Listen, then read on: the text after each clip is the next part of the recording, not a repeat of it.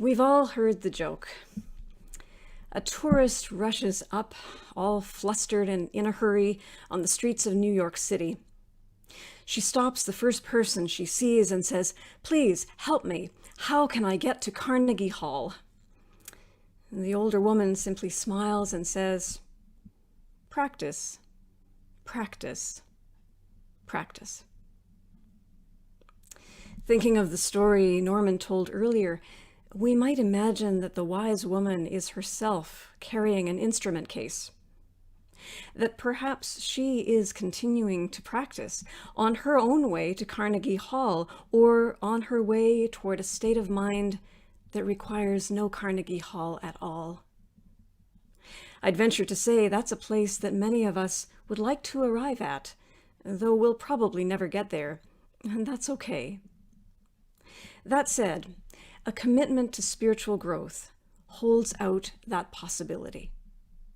For many of us, that growth calls for spiritual practice in some form. Here's another story, also from the Zen Buddhist tradition. It's told by Jack Kornfield in his book, The Art of Forgiveness, Loving Kindness, and Peace. During a time of war, a certain general led his troops through province after province, overrunning whatever stood in his path. The people of one town, knowing that he was coming and having heard tales of his cruelty, all fled into the mountains.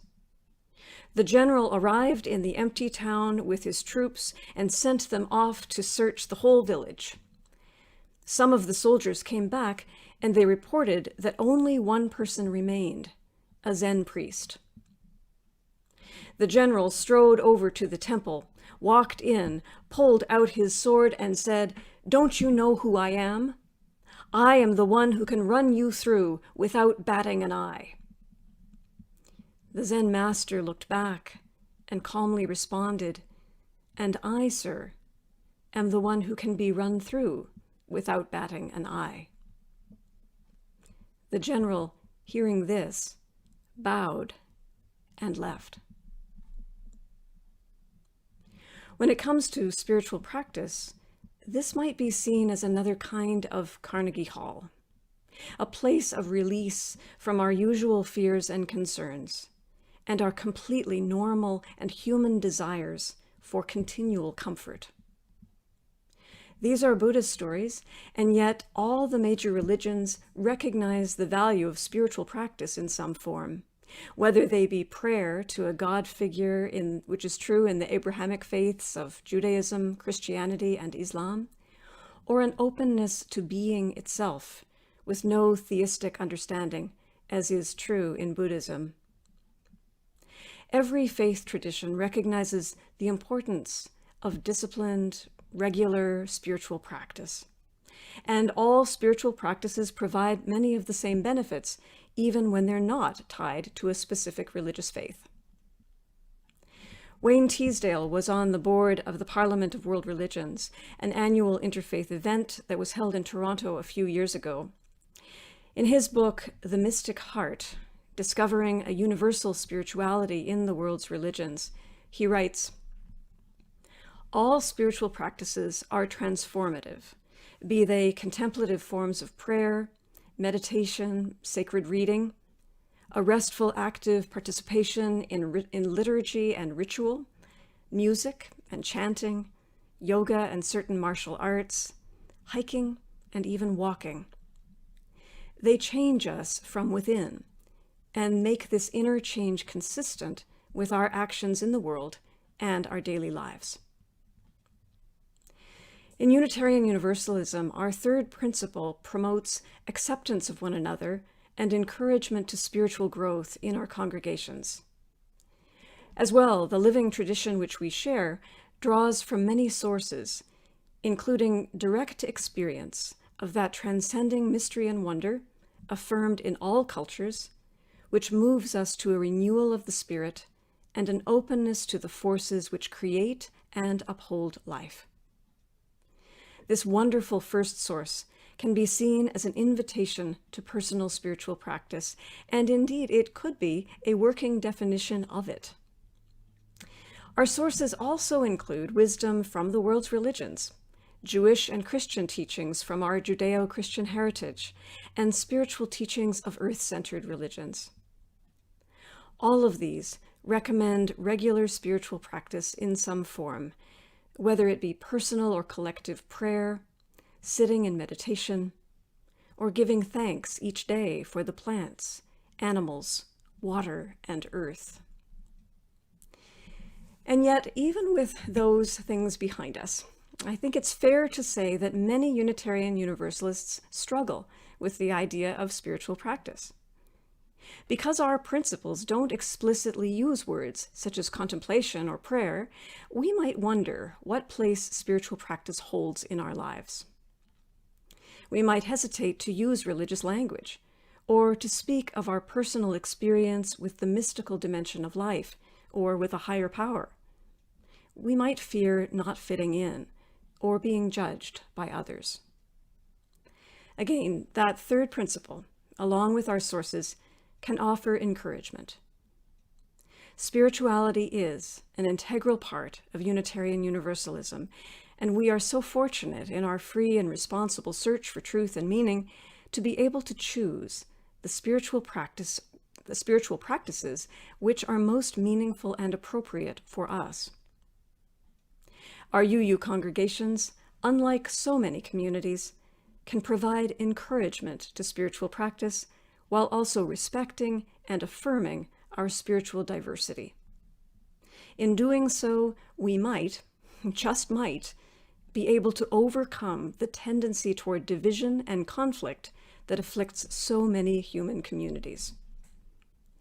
On the other hand, if we don't encourage spiritual practice in all its forms, we deny ourselves access to the deep wells of support that can help us prevent the kind of harm and injustice that we seek so much to avoid. As Unitarian Universalist minister Forrest Church wrote, "The wisdom of the world can be seen as a cathedral, with light shining in through many windows. Spiritual practice offers us access to those windows." Recently, an organization called, actually it was not so recently, it was probably about 20 years ago, I believe, an organization called Contemplative Mind in Society created a helpful image that shows the wide range of spiritual practices that are available to human beings. I think we'll see it's come up. It's a tree. Here it is. All right. This tree suggests that there are many possibilities for practice, and that all of them spring from the common roots of awareness, connection, and communion with life.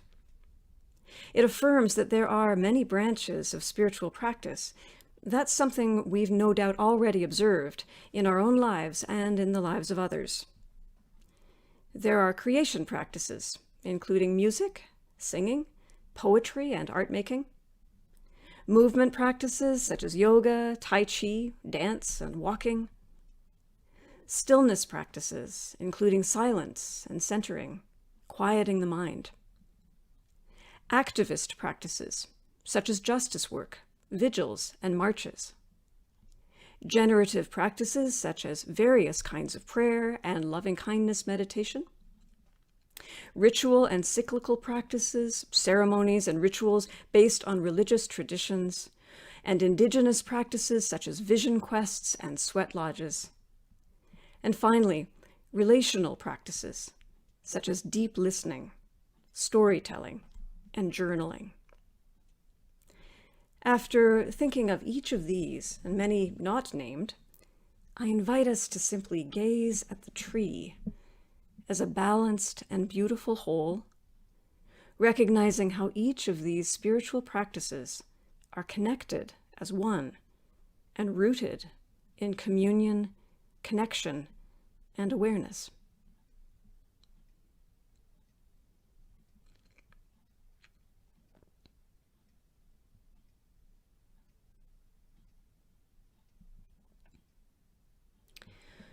You'll notice that we have experienced several of these spiritual practices already in today's worship service.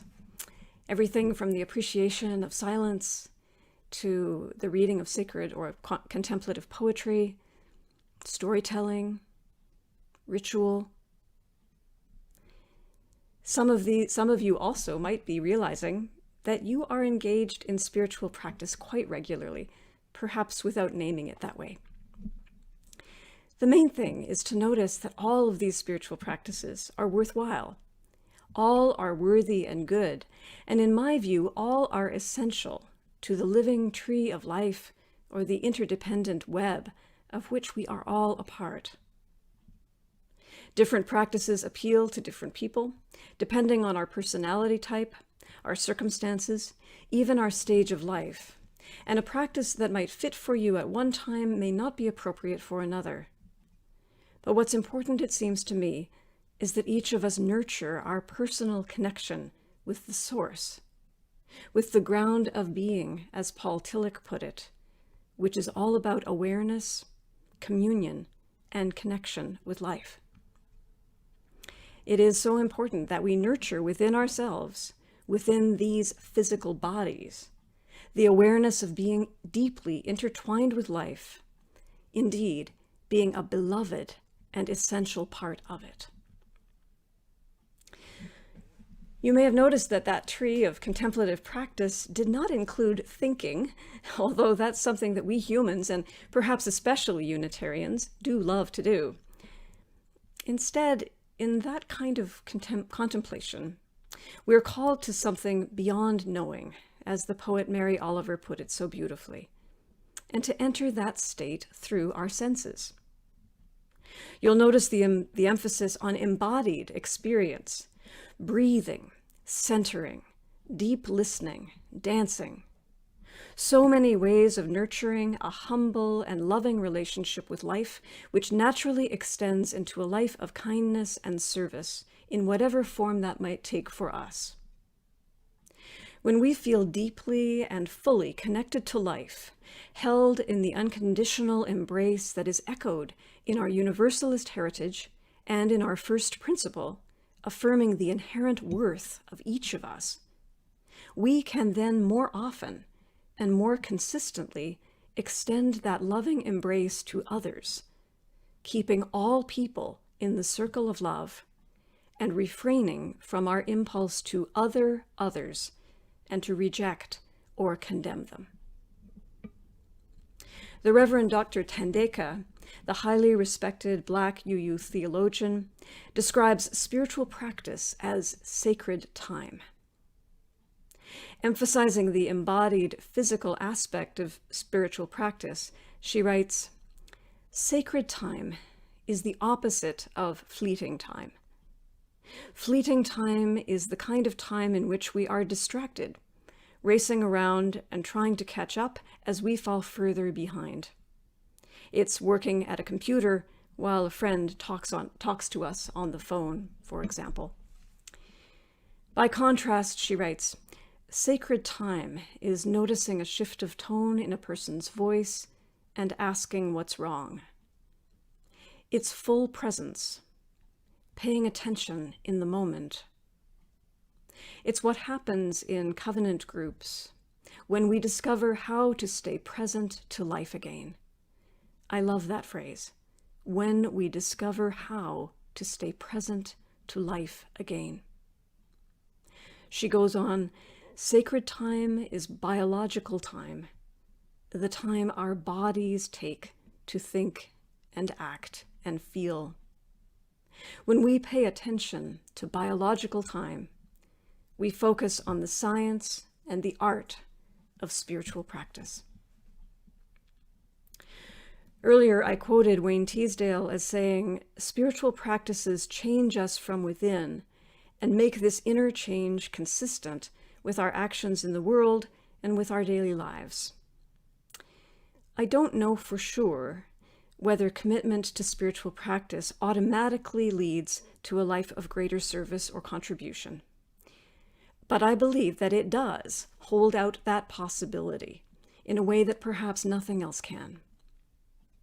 I believe it can stretch us to become people who can be run through by life while still responding with love and kindness. I believe it encourages us to be people who do not need to get to the Carnegie Hall of wealth or fame or prestige or constant comfort. I believe it invites us toward the possibility of letting go of releasing what no longer serves, which may be, for some of us, the need to be right or the need to win an argument. It might encourage instead the ability to stay fully present, even in times of conflict and discomfort, to keep our hearts open in ways that generate more love instead of more division. Spiritual practice holds the possibility that we may grow into a fuller embrace of life, a deeper feeling with all others. Feeling with is the meaning of the word compassion.